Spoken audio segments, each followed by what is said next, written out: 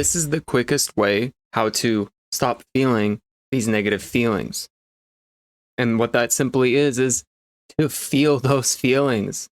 Allow yourself to feel them because you have to be able to tell yourself it's okay to feel this way. It really is, because the more you suppress the feelings that you're feeling, you're just not looking at them. You're not acknowledging them. You're not accepting that part of you. And it comes out in ways that you don't prefer because it's stored in. And sometimes it leads to, well, if you're stressed out and you have pain, you're at dis-ease, right? Sometimes that leads to disease. And what I learned from going to a chiropractor, all that stress, it tenses up your muscles and it creates those subluxations in the spine. They start to misalign and all those nerve endings are connected to organs and whatnot.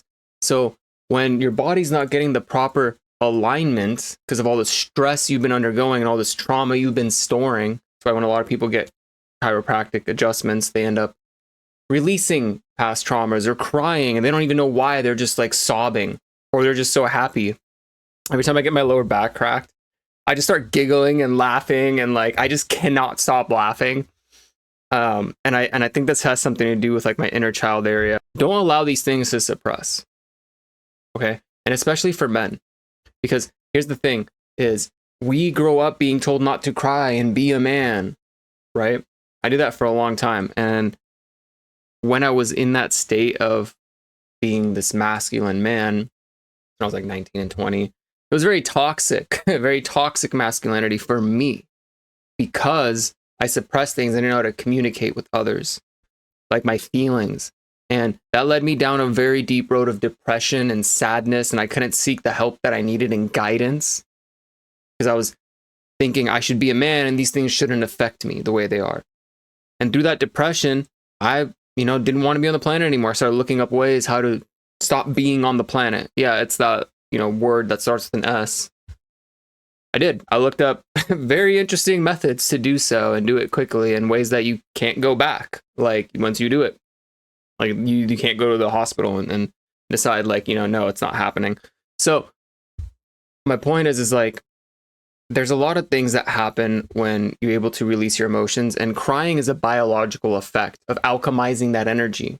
So when you actually feel those emotions and tears start coming out of your eyes, that's the biological alchemization of that stored energy coming out. So it's okay to cry, especially for you men.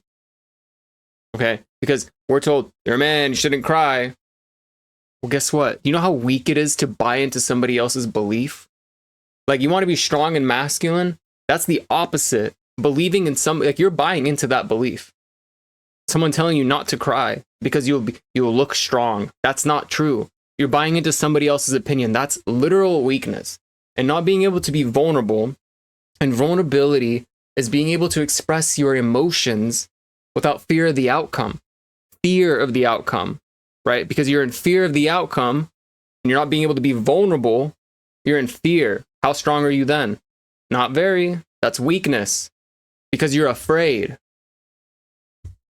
And what you're afraid of is also a possibility of that emotional attack back at you. I was.